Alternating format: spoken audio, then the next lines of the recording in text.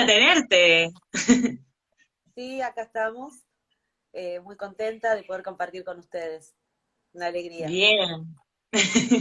Sí, buenos días, buenas tardes, buenas noches, dependiendo de donde nos estén mirando, porque sé que hay por todo, hay de un montón de lados, así que eh, sea del horario donde nos estén mirando, buenos días, buenas tardes o buenas noches. Bueno, una vez más, gracias por estar acá presentes en un nuevo directo de Mindalia y sobre todo gracias a vos, André, por estar presente aquí en un nuevo directo de Mindalia. Les contaba recién, antes de que te conectes, que íbamos a estar contigo y que íbamos a hablar acerca de la meditación y la sanación, la danza sagrada, pero no de cualquier danza, sino de una danza en especial que nos va a hablar André, que la practica, que tiene toda una historia por detrás con esta danza y con lo que ella incursionó, que ahora les voy a contar. Ella en 2010 incursionó hacia el giro sufi, una danza mística, y desde entonces se dedica a la enseñanza del giro meditativo desde el verdadero origen, pero desvinculándolo de su actual carácter religioso e introduciendo recursos como la poesía y la música en vivo que me parecen súper fundamentales. Así que ahora, antes de darte pie, quiero contarles a todos los que están presentes del otro lado que en este espacio, en este momento que vamos a tener con André, nos va a hablar acerca de de esta técnica de meditación que se realiza por medio de giros y por medio de estas danzas sagradas que ella practica y que, como bien les decía, tiene una historia por detrás, no solo por quienes se cruzó en su vida, que le hicieron ir entrando en este mundo, sino también por su salud, por su historia de vida que nos va a contar también, y cómo ella trabajó y también muestra que no hay límites y que todos tenemos la posibilidad de poder hacerlo. Así que gracias y bueno, y están abiertas las preguntas. Yo ahí voy a dejar siempre fijo en los comentarios para que puedan hacer preguntas tanto en comentarios como en el signo de preguntas de la derecha, pero están abiertas las preguntas para cuando llegue el momento y mientras tanto el espacio y el momento es todo tuyo y bueno, y gracias nuevamente para estar presente. No, como les decía, gracias a ustedes por abrir este espacio para poder contar, ¿no? De qué se trata un poco lo que hago y de qué se trata esta danza. Eh, Empecé en el giro, lo conocí a través estaba de novia con un chico turco y conocí esta danza, no entendía de qué se trataba, pero me llamaba la atención, la conocí a través de los turcos que giran, los turcos giradores que están en Estambul, de la orden Mevlevi, que son sufis, ¿no? Eh, Tal es así que empecé a investigar, encontré un maestro egipcio que venía todos los años a Argentina, hablé con él, hice seminarios con él, me empecé a formar cada vez que él venía, y me empecé a meter. Empecé con unos temas de salud que no tenían nada que ver con la práctica, y bueno, lo que yo quiero destacar de esta práctica es la parte terapéutica, más allá de lo vistoso, lo bello que tienen las faldas y demás, es lo que deja, ¿no?, en la práctica día a día.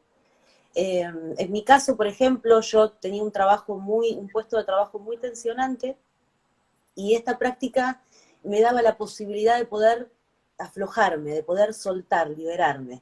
Pero bueno, no pude con tanta tensión y me tuvieron que operar de las cervicales. El médico me dijo que me olvidara de girar, y bueno, me agarró una tristeza tremenda, y en la práctica, o sea, en la recuperación, empecé a girar con el cuello ortopédico de a poco y realmente no paré hasta el día de hoy y fue una de las herramientas que más me ayudó en mi recuperación. No solo en esa, sino en varias recuperaciones que he tenido por diferentes temas de salud, por estrés, ¿verdad? Entonces, lo que yo destaco es, más allá de lo místico que tiene y demás, es la capacidad, sus beneficios terapéuticos, cómo uno logra un equilibrio, cómo a través de esta danza, vale aclarar que se trata de girar, ¿verdad? Se trata de girar sobre el propio eje, en donde nosotros tenemos que trascender un montón de cuestiones, como el malestar que genera el hecho del mareo, cuando uno no está acostumbrado. A través de los años seguí investigando, seguí practicando y fui conociendo otros maestros, ¿no?, con otras formas también de enseñar.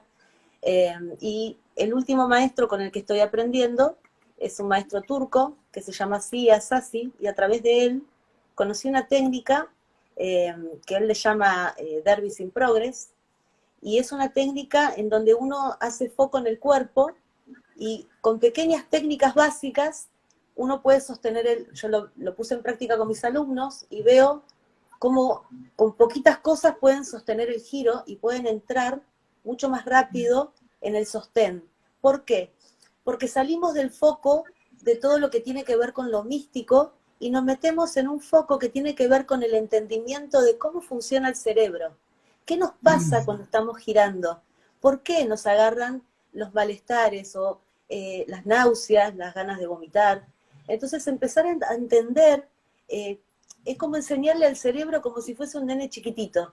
Empezar a enseñarle cómo caminar, cómo apoyar los pies, y empezar también a hacer un trabajo corporal de conciencia, en donde, bueno, nos vamos dando cuenta de que apoyamos mal los pies, de que no ponemos bien la cadera, de que por ahí los hombros los tenemos muy para adelante, porque bueno, la vida del día a día, el manejar, la computadora, el celular, y uno está todo el tiempo como cerrando el pecho. Entonces esta práctica de alguna forma nos invita a abrir el pecho, a conectar con el corazón, ¿no? A abrir la caja torácica y a tener otra gravedad. Entonces estamos dando otro impulso al cerebro. Y eso es maravilloso porque eso nos genera también una neuroplasticidad. El cerebro empieza, el sistema vestibular empieza a adaptarse, empieza a desarrollarse. Entonces, la capacidad de atención, la capacidad de estar presentes, porque si dejamos de pensar, o sea, si nos ponemos a pensar qué estamos haciendo, y bueno, inevitablemente nos vamos a caer, vamos a perder el equilibrio. Entonces, es bárbaro cómo funciona como meditación activa, porque uno está con todas las funciones cognitivas presentes, funcionando, y a la vez está en movimiento, ¿no? En movimiento y en estado meditativo. Entonces, por eso es tan completo, porque el cerebro está haciendo muchas cosas a la vez. Lleva un entrenamiento, pero con muy poquitas pautas, la persona puede poco a poco entrarse en esta práctica y perder el miedo, porque lo que hay es miedo, miedo a lo desconocido, miedo a que nos podamos lastimar, miedo a que nos pueda pasar algo y nos descompongamos, porque bueno, lo que hace el cerebro justamente es ponernos un freno a lo desconocido, un freno a lo que no está acostumbrado a girar todo el tiempo. El sistema vestibular está acostumbrado a ir de un lado al otro, entonces estamos dando un impulso que dice, wow, ¿qué es esto? Entonces, chac, inyección de frenos, malestar, dolor de cabeza, me siento mal, estoy enfermo, voy a morir. Bueno, todas esas cosas pasan en la práctica hasta que uno la va trascendiendo. Y empiezan a ver con el tiempo, porque esto también, la paciencia es parte. Estamos en un momento donde todos queremos aprender todo ya. Queremos todo ya, todo. Bueno, lamentablemente en esta práctica tenemos que aprender a desarrollar la paciencia, a entender que cada uno tiene su tiempo, a ser pacientes con el aprendizaje de nuestro cuerpo, con nuestro cerebro, a darle tiempo, a no abandonar, no bajar los brazos y no tener expectativas. Porque un día por ahí uno se puede sentir mal, pero el otro día te puedes sentir bárbaro. Es como el estado de ánimo también, como está uno, ¿no? En el día. Y es una práctica que realmente tiene muchísimas cosas, yo creo, por descubrir también. Gracias a los sufis tuvimos el conocimiento de esta práctica, ¿no? Porque gracias a Rumi, que lo hizo conocido a través de sus poemas, a través de las presentaciones que se hacen en Turquía, al público, fuimos conociéndolo, pero cabe aclarar que esta práctica data de mucha más antigüedad. Esto, de acuerdo a lo que fui estudiando y pude lograr encontrar, está relacionado al zoroastrismo, vendría a ser la primer religión monoteísta que existió, que es anterior a el Islam, el judaísmo y el cristianismo. Entonces, digamos que es tan antiguo que la parte de India e Irán eran todo una sola Acá están preguntando algo, perdón, ¿eh? Que dice, pregunta... No, yo dejo siempre fijado en los comentarios Perdón. para quienes ingresan más que nada, no, no, tranqui, No, yo, más que yo nada me para quienes equivoco ingresan más todo. tarde, Bueno, tranqui, no hay ningún eh, problema. nada, nada, me quedé con eso pensé que me preguntaban por el lado de girar a la derecha, a la izquierda, que esto tiene millones de otras cosas, ¿no? Que se van desmenuzando. No me quiero por ahí dispersar para no confundir a la gente. Yo a veces por ahí se me vienen tantas cosas para querer compartir que no las quiero marear. Eh, Como les decía, es tan antiguo que data de una época en donde Irán e India eran una sola región. Entonces, hay muy poca data de estas épocas. Lo que hay es una vez escuchando una conferencia de una maestra iraní, que se llama Farima Berenji. Ella explicaba, ella aparte es arqueóloga y es de familia de Irán, iraní, y toda su familia practicaba el chamanismo y diferentes cosas, prácticas orientales relacionadas al giro, relacionadas a esta región, que no tienen que ver con el Islam y no tienen que ver con las raíces que conocemos todos. Y ella explicaba que había unos escritos en el libro de Aristóteles, el libro 7. Estoy aún buscando bien esa data porque todavía no encontré exacto, porque es muy amplio toda la información. Pero según dicen, en una expedición, Aristóteles se refería a la parte del este, que se la relaciona a esta región indoirania, y él se encontró con un montón de mujeres, cientos de mujeres girando, vestidas de blanco, con cabellos muy largos, alrededor de la imagen de un toro. Entonces, él relata esto, y bueno, el toro, al analizar este fragmento, ella contaba que el sol o mitra, el mitraísmo, que era algo que se practicaba, era como una especie de religión pagana, se adoraba al sol y se representaba a través de un toro. Entonces, lo que puede llegar a ser es que sea esta región indoirania y que sea estas religiones paganas que hacían estos rituales de sanación girando, que lo practicaban las mujeres. Con el correr del tiempo y los años y las cosas que fueron sucediendo, la religión islámica fue invadiendo todas estas regiones de Irán, Turquía, sobre todo Irán, y lo tomó el Islam. Fue tomado por el Islam todo lo que tiene que ver con el giro y muchas de estas prácticas se fueron mezclando. Y al día de hoy fuimos conociéndolo, poco quedó de aquella historia, solamente lo vamos a conocer a través de las danzas persas, pero si no vamos por esa línea, nunca nos vamos a enterar que el giro viene desde esa raíz. De hecho, Rumi es un poeta persa, viene de esta región. Todo viene de esta región. Shams de Tabriz, el maestro de Rumi, venía de la región, se dice que era zoroastriano. Entonces también todas las enseñanzas que les fue pasando tenían una conciencia más relacionadas al amor en sí que a Dios. Pero bueno, son otras épocas, el Islam estaba muy presente en Rumi, por ejemplo, entonces también se habla mucho de Dios en sus poemas y demás. Entonces ahí está el camino del sufismo, que está muy ligado al Islam, y está también la práctica del giro fuera, hoy por hoy. En un momento no había donde poder practicar. Con el tiempo y con el correr de los años, al tener tantos beneficios, esta práctica empezó a practicarse fuera de lo que son las llamadas tarikats o los centros sufíes, ¿no? Y bueno, la idea es que se está expandiendo. No sé si hay Bien. alguna ¿Y duda. sí, ¿y cuáles son esos, me gustaría como indagar en eso de que vos Sí. decías de los beneficios terapéuticos que tiene? ¿Cuáles son esos beneficios terapéuticos o cómo vos ves, que justamente sos maestra de esta danza, cómo ves un cambio? Primero, claramente lo viste en vos, pero ¿cómo ves ese cambio, esa meditación o esa terapia, esos beneficios terapéuticos que tiene la danza en las personas? las personas poco a poco, hasta que entran en este proceso, porque al principio hay personas que no entienden muy bien de qué se trata, les cuesta, y depende de cada personalidad. Hay personas que son muy introspectivas, hay personas que les cuesta, son más de estar afuera, en el afuera, y les cuesta más meterse, que es lo que nos pasa a la mayoría, de estar mirando lo que hace el otro y nos cuesta más meternos.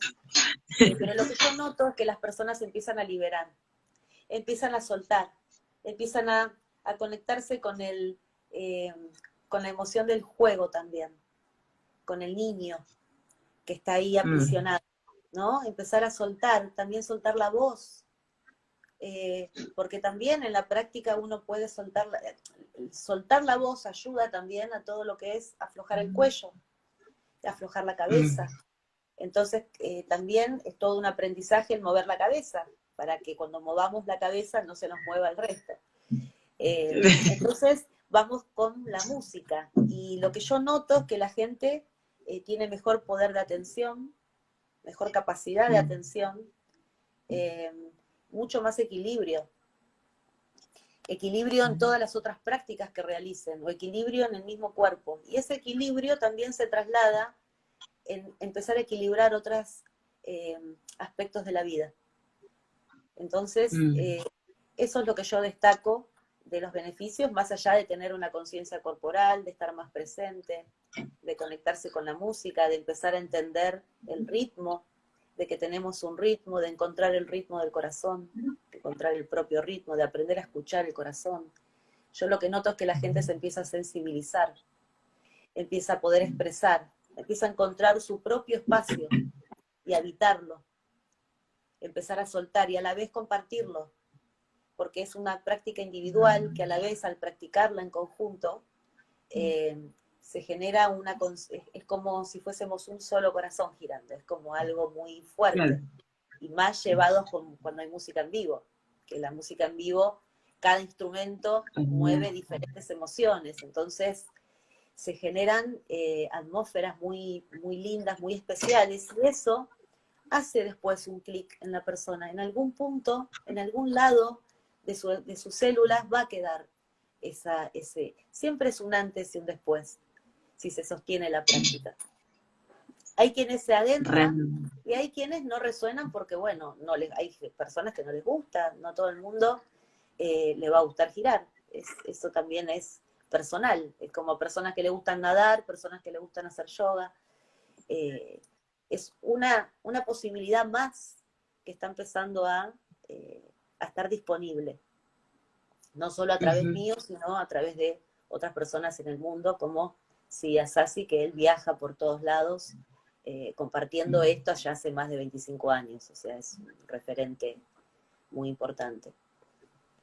Bien. ¿Y qué consejo, más allá de esta persistencia que vos decías, esto de que te lleva un tiempo hasta poder adaptarte y amoldarte a esta técnica y al giro, yo que soy bailarina también cuando hablábamos en la prueba técnica y ahora que te escucho, realmente es un control total, control en el sentido de saber trabajarla bien a la cervical, porque es inevitable que te marees en un principio y que sientas eso y que lo primero que hagas es decir no quiero seguir, pero ¿de qué forma podemos empezar a trabajar, o qué les decís quizás también, si les das algún consejo o algo a tus alumnos, más allá de esta paciencia, para que no desistan, para que en ese primer impulso, en ese primer miedo de decir, ay, no, ¿qué hago ahora? Decirles, no, mirá, tenete paciencia, ¿qué herramientas, o cómo les decís que lo aborden, o qué mensajes le den a su cerebro al momento de hacer la técnica? Dependiendo de la persona, en caso de mis alumnos, que por ahí les puedo dar algún tip específico, trato de hacer hincapié en el sostén, en la postura corporal. Es muy importante abrir las alas. Hay distintos tips que doy que son como ecuaciones para que, por ejemplo, no sé, un ejemplo, máxima respiración, mínimo estrés. Entonces, voy dando tips así, total. Y todo el tiempo, máxima respiración, mínimo estrés, abro las alas. Entonces son distintas ecuaciones que yo ya se las doy, y que es todo el tiempo trabajar con eso. Entonces, cuando están en la práctica, se acuerdan de abrir las alas, se acuerdan de los hombros, se acuerdan con estos tips. Totalmente, De sí. golpe están así, están retensionados haciendo una fuerza y se acuerdan que máxima respiración, mínimo estrés. ¿Por qué tanto estrés? ¿Por qué esa tensión? Entonces, bueno, trabajar con eso, que sean también como enseñarles a un nene chiquitito cada cosa, como si estuviesen llevando de la mano y aprender a caminar. Bueno, que se tengan esa paciencia consigo mismas, con su cerebro, ¿no?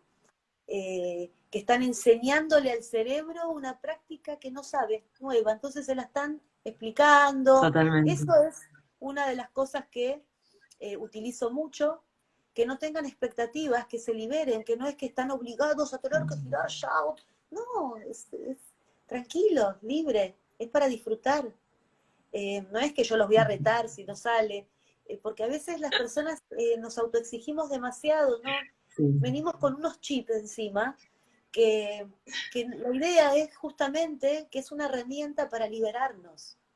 Entonces, hacer hincapié en eso y la música. La música creo que, y también trabajo con tambores. La música que nos acompaña, que son diferentes músicas, nos inducen a distintos estados ampliados de conciencia, y eso también es un sostén.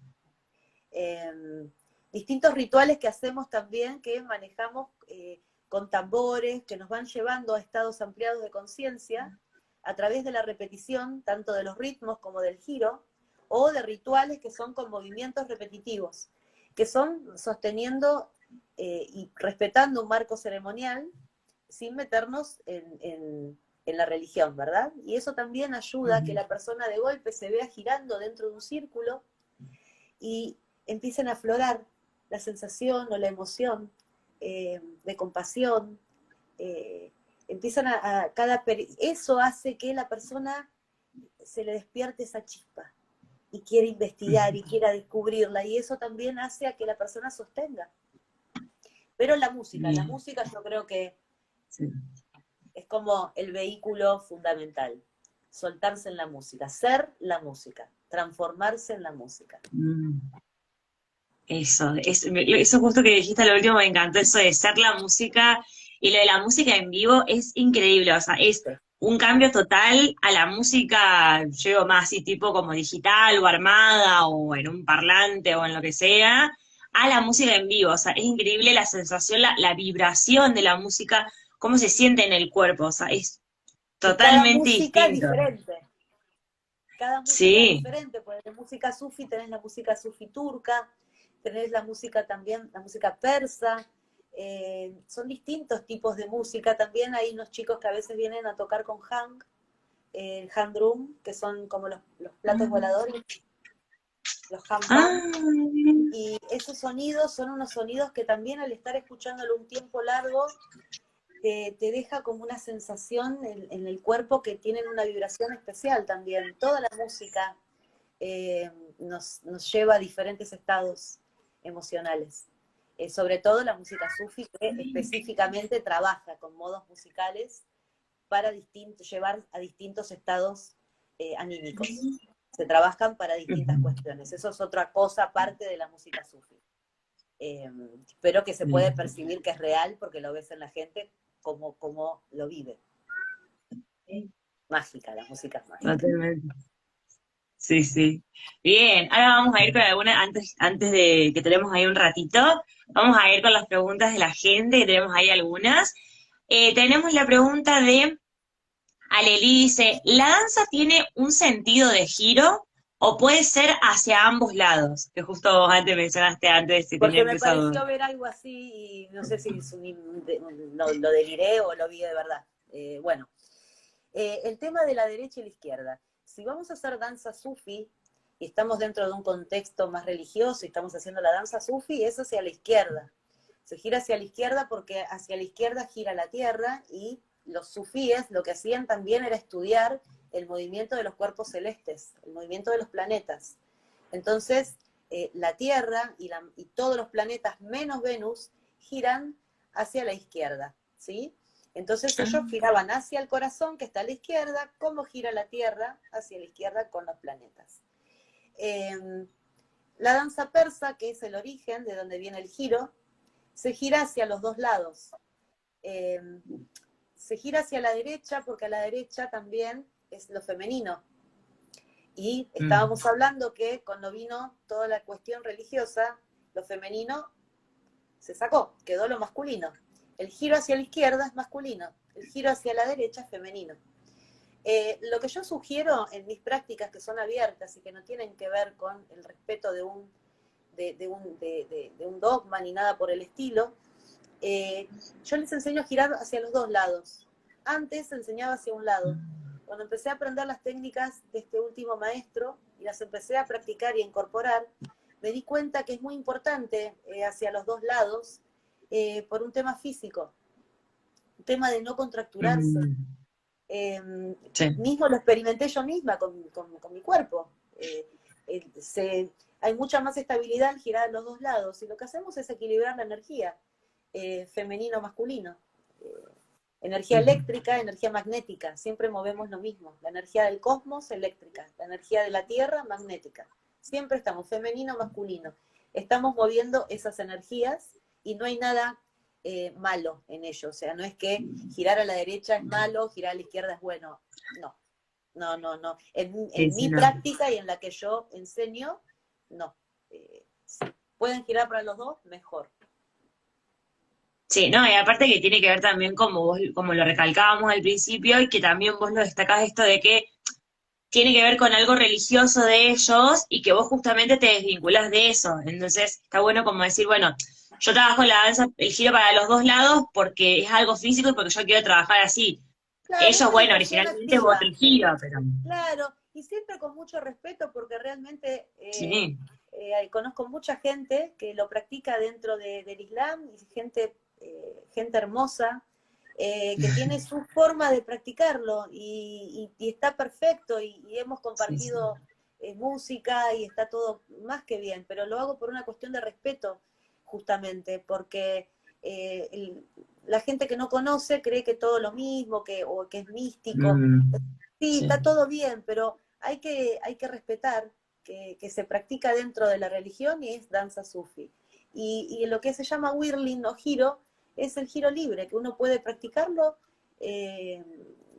con cualquier música, con música electrónica, con la música que resuene. Sí utilizo herramientas del sufismo, como la música, la poesía, los tambores. La falda es una cuestión que también es por una estabilidad que se utiliza. Utilizo faldas de diversos colores, pero sí ayuda mucho la música sufi, induce mucho a estados ampliados de conciencia, a estados especiales del corazón. Entonces me gusta trabajar con música sufi, con músicos sufis, y practicar los ritmos. Los ritmos están dentro de ritmos sufis, ritmos iraníes también, que son de trance, que no están dentro que vienen de la danza persa. Entonces, trato de hacer una fusión, y también, aparte, enseño lo que es la danza persa, la danza mística persa, que es aparte, que es más femenina, tiene más movimientos de manos, tiene toda otra cuestión, ¿no? Técnica, que es diferente. El giro que estamos hablando ahora es el giro en meditativo. Es la meditación activa a través del giro. Buenísimo. Bien, vamos a ir con otra pregunta antes de finalizar con el directo, que bueno, lamentablemente tenemos tiempo limitado, estamos llegando al final, pero ya vamos a ir con una pregunta más. Pregunta de Laura, que dice, ¿qué tipo de poesía trabajás en tus clases? Creo que tiene que ver como, bueno, cómo trabajás y cómo usás la poesía. Si bien hablamos de la música, hablamos del movimiento de las manos, hablamos de todos los otros como elementos, pero justamente ahora se te consulta como, bueno, ¿cómo entra la poesía dentro de la práctica? Utilizo algunas poesías, no es que me centro en la poesía en sí todo el tiempo. En algunas clases utilizamos poesía de diferentes, por ejemplo, de Hafez, que es un poeta, un poeta persa, de Rumi, y lo que hago a veces es de clases que aprendí de una maestra iraní que tengo, que hacen la explicación, por ejemplo, de las miniaturas persas, donde se ve ampliado cada simbología, eso también está relacionado a la poesía. Entonces lo que a mí me gusta es relacionar, si utilizo una poesía, por ahí dar alguna explicación de la simbología, porque muchas veces no hay una traducción exacta. La mayoría de las poesías están en farsí, y el farsí no tiene una traducción específica, o sea, no hay palabras que reemplacen lo que está diciendo en farsí. Entonces, cuando utilizo algunas poesías, que son algunas nomás, trato de dar esa explicación, de explicar algo de simbología. La utilizo desde ese lugar y la utilizo cuando estamos en un estado sensible, la voy hablando, la voy diciendo. Me acerco y la voy hablando. No es que me pongo a recitar una poesía en sí, Claro. depende cómo está la atmósfera de esa clase en ese momento. Es un recurso de sensibilidad. Y a veces utilizo poesías, no sé, por ejemplo, de Shokri Mohamed, que hay una poesía muy hermosa que habla de la bailarina del templo, y a veces es una poesía muy larga y a veces utilizo fragmentos de esa poesía porque sensibiliza. Y bueno, siempre tengo a mano esas poesías para utilizarla cuando por ahí es el momento ideal en la clase y se dio y la tengo a mano y ahí la utilizo. De esa manera vengo trabajando. Me gustaría ampliar la manera de trabajar, pero de a poco voy introduciendo más recursos. Sí, sí. Bueno, André, muchas gracias por toda la información que nos brindaste en este directo, por tu tiempo también, por sobre todo, por haber estado acá en un nuevo directo de Mindalia. Fue un placer haberte tenido, así que bueno, ahora te dejo unos últimos minutos por si querés agregar algo o por si simplemente querés saludar a todos los que están presentes, pero principalmente, y lo más importante de todo, agradecerte profundamente porque lo hablas desde un lado muy lindo y no tengo dudas de que amas lo que haces, porque se te escucha hablar muy bien, y qué lindo, que me parece súper fundamental esto de traer, que yo te lo comentaba cuando hacemos la prueba técnica, traer danzas distintas, que no son conocidas, y que hayas tenido el contacto directo, y todo lo que te pasó. Entonces, qué bueno poder ir conectando y poder traerlo y que seas la voz acá en Argentina que no es conocida, porque no es una danza conocida. Entonces, qué importante poder hacerla conocida y difundirla, así que muchas gracias. No, la que está agradecida soy yo, estoy muy agradecida por el espacio que me dieron. Y sobre todo lo que yo quiero recalcar en la práctica tanto de todas las danzas que hago y la de giro también, es que la danza es un camino de sanación. En mi caso, el movimiento siempre me llevó a un estado de mejorar, a sanar, y de hecho lo sigo haciendo cada día, porque bueno, ahora estoy recuperándome de una cirugía, hace un mes que me operaron, y también por una decisión de sanación, ¿no? Yo llevaba implantes y mamarios y decidí retirarlos porque ya no estaba resonando conmigo, sentía que era una agresión al cuerpo, y creo que también influyó mucho en estas decisiones en mi vida la práctica de estar en contacto con lo natural, empezar a amarse, aceptarse, desde ese lugar. Creo que esta práctica constante nos va llevando, nos va a llevar a un estado más puro, ¿no? Un estado de sencillez, si se quiere. Creo que es eso. Entonces el mensaje que les puedo dejar es que el camino de la danza, de la meditación activa o del movimiento siempre es un camino de sanar. Eso. Y que todos lo pueden practicar, y que si yo tengo una ferretería en mi cuello y lo practico, creo que todos pueden hacerlo, todos tienen la posibilidad de aprender y poder hacerlo, que no hay limitación para eso. Totalmente.